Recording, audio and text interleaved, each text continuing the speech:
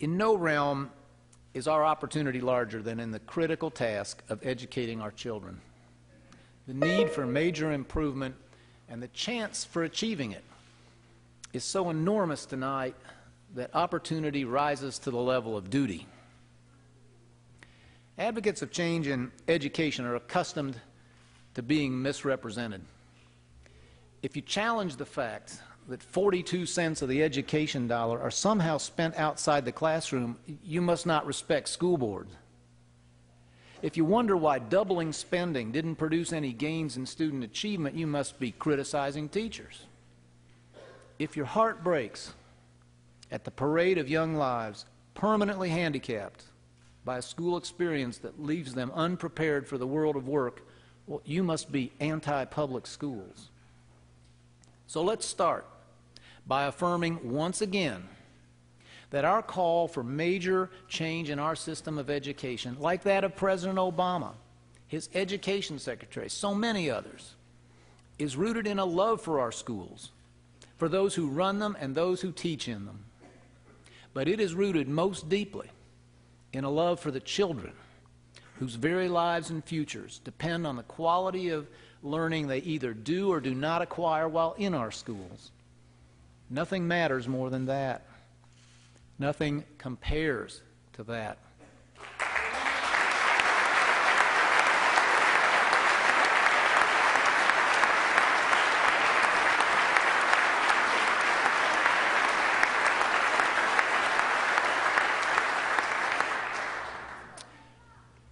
Some seek change in education on economic grounds, and they are right. To win and hold a family-supporting job, our kids will need to know much more than their parents did. I have seen the future competition every time I go abroad in search of new jobs for our state, in the young people of Japan, Korea, Taiwan, China. And let me tell you, those kids are good. They ought to be. They're in school not 180 days a year like here, but 210, 220, 230 days a year. By the end of high school, they have benefited from 2 or 3 years more education than Hoosier students, and along the way they've taken harder classes. It won't be easy to win jobs away from them. It's not just tomorrow's jobs that are at stake. The quality of Indiana education matters right now. When we are courting a new business, right behind taxes, the cost of energy, reasonable regulation, transportation facilities, come schools. What kind of school will my children and our workers' children attend? It's a question we're always asked. Sometimes, in some places, it costs us jobs today. There is no time to wait. In 1999, Indiana passed a law that said schools must either improve their results or be taken over by new management. The little ones who entered first grade then, full of hope and promise, are 18 now. In the worst of our districts, half of them will not be graduating. God bless and keep them wherever they are and whatever life now holds for them. For those children, we waited too long. And it's not just about the most failing of our schools. The last couple years have seen some encouraging advances after years of stagnation, but the brute facts persist. Only 1 in 3 of our children can pass the national math or reading exam. We trail behind most states and even more foreign countries on measures like excellence in math. At the recent rate of improvement, it would take 21 years for us to catch Slovenia, and that's if Slovenia stands still. That is too long to wait. That is too many futures to lose. In every discussion, someone says, this is very complicated. Then someone says, well, these changes won't be perfect. And then you hear, the devil is in the details. It's all true. But we can no longer let complexity be an excuse for inaction, nor imperfection the enemy of the good. When it comes to our children's future, the real devil is not in the details, he's in the delay. And 2011 is the year the delay must end.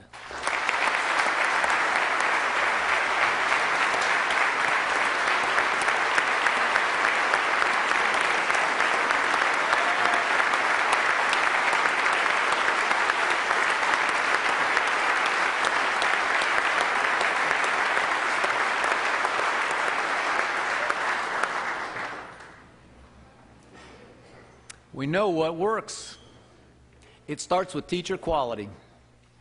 Teacher quality has been found to be 20 times more important than any other factor, including poverty, in determining which kids succeed. Class size, by comparison, is virtually meaningless. Put a great teacher in front of a large class, and you can expect good results. Put a poor teacher in front of a small class, do not expect the kids to learn. In those Asian countries I mentioned, classrooms of 35 students are common, and they're beating our socks off. We won't have done our duty here until every single Indiana youngster has a good teacher every single year. Today, 99% of Indiana teachers are rated effective. If that were true, 99%, not 1/3, of our students would be passing those national tests. Today's teachers make more money not because their students learn more, but just by living longer and putting another certificate on the wall. Their jobs are protected not by any record of great teaching, but simply by seniority. We have seen teachers of the year laid off just because they weren't old enough. This must change. We have waited long enough. Teachers should have tenure, but they should earn it by proving their ability to help kids learn. Our best teachers should be paid more, much more, and ineffective teachers should be helped to improve or asked to move. Today, the outstanding teacher, the Mr. Watson, whose kids are pushed and led to do their best, is treated no better than the worst teacher in the school. That is wrong. For the sake of fairness and the sake of our children, it simply has to end. We have waited long enough.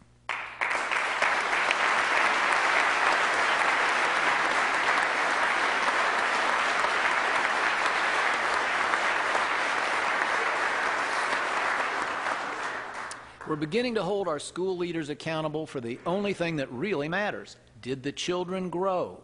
Did the children learn? Starting this year, schools will get their own grades in a form we can all understand, A to F. There'll be no more hiding behind jargon and gibberish. But in this new world of accountability, it is only fair to give our school leadership the flexibility to deliver the results we now expect. Already, I have ordered our Board of Education to peel away unnecessary requirements that consume time and money without really contributing to learning. We're asking this assembly to repeal other mandates that, whatever their good intentions, ought to be left to local control. I'm a supporter of organ donation and cancer awareness and preventing mosquito-borne disease. But if a local superintendent or school board thinks time spent on these mandated courses interferes with the teaching of math or English or science, it should be their right to eliminate them from a crowded school day. And while unions and collective bargaining are the right of those teachers who wish to engage in them, they go too far when they dictate the color of the teacher's lounge, or who can monitor recess, or on what days the principal is allowed to hold a staff meeting. We must free our school leaders from all the handcuffs that reduce their ability to meet the higher expectations we now have for student achievement.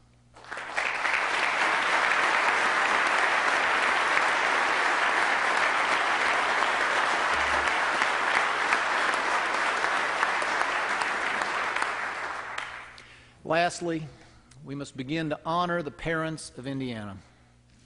We must trust them and respect them enough to decide when, where, and how their children can receive the best education and therefore the best chance in life. Visiting with high school seniors, I discovered one new option we should be offering. A significant fraction of our students complete or could complete their graduation requirements in well under 12 years. We should say to those diligent young people and their families, if you choose to finish in 11 years instead of 12, we will give you the money we were going to spend while you cruise through 12th grade, as long as you spend that money on some form of further education. In this year's survey of high school students, 3 out of 4 said they would like to have that option. Let's empower our kids to defray the high cost of education through their own hard work by entrusting them with this new and innovative choice.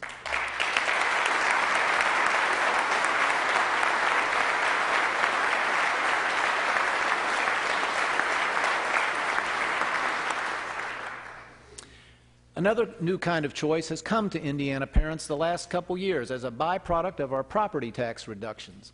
Families are now able to choose public schools outside the districts they reside in, tuition-free.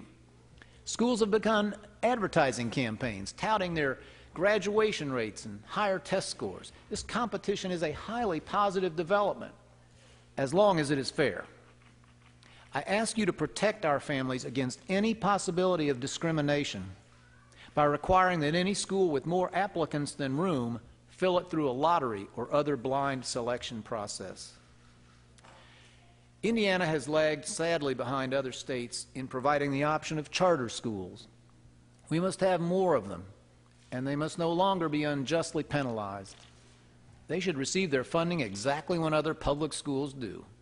If they need space and the local district owns vacant buildings it has no prospect of using, they should turn them over.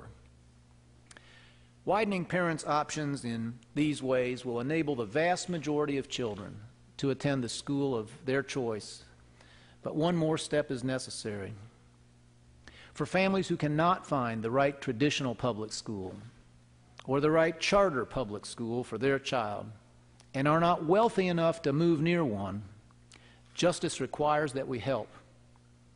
We should let these families apply dollars that the state spends on their child to the non-government school of their choice.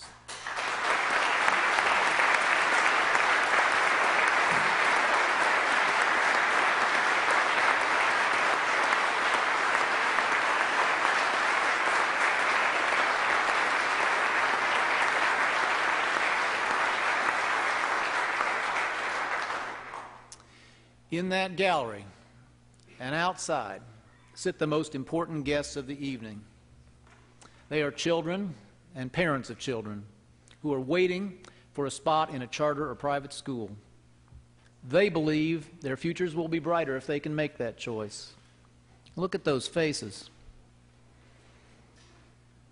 Will you be the one to tell the parents, tough luck? Are you prepared to say to them, we know better than you do? We won't tell you where to buy your groceries or get your tires rotated, but we will tell you, no matter what you think, your child will attend that school and only that school. We have the money to send our children where we think best, but if you don't, well, too bad for you. These children and their parents have waited long enough for a better chance in life. And Indiana has waited long enough for the kind of educational results that a great state must achieve. I've spoken of the economic implications, but at bottom, this is not about material matters. It is about the civil right, the human right of every Indiana family to make decisions for its children. It's about the right of all Hoosier children to realize their full potential in life. Will you join me in saying, the waiting is over, change has come, and Indiana intends to lead it.